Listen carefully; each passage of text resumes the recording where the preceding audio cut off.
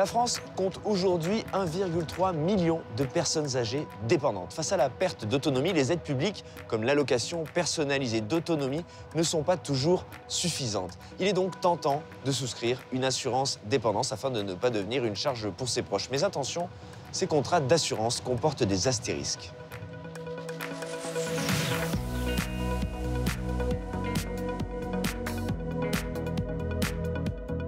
Le principe est le suivant.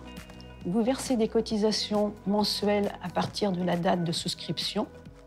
Puis, quand la dépendance survient, vous touchez une rente viagère mensuelle ou un capital pour couvrir les premiers frais de l'entrée en dépendance. Le montant des cotisations se calcule en fonction de votre âge, de votre état de santé, des options choisies et du niveau de dépendance couverte. Par exemple, plus vous êtes âgé, plus les tarifs sont élevés.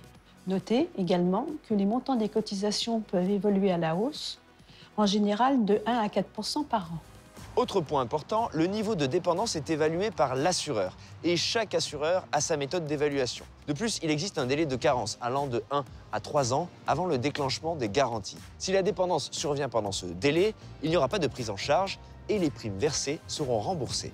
Prenez aussi en compte les délais de franchise. À partir du moment où la dépendance est déclarée et reconnue, le capital ou la rente commence à être versé 90 jours après cette reconnaissance de dépendance. Sachez enfin que ces contrats sont à fonds perdu, c'est-à-dire que les cotisations versées ne donnent lieu à aucune indemnisation dans le cas où la dépendance ne survient pas.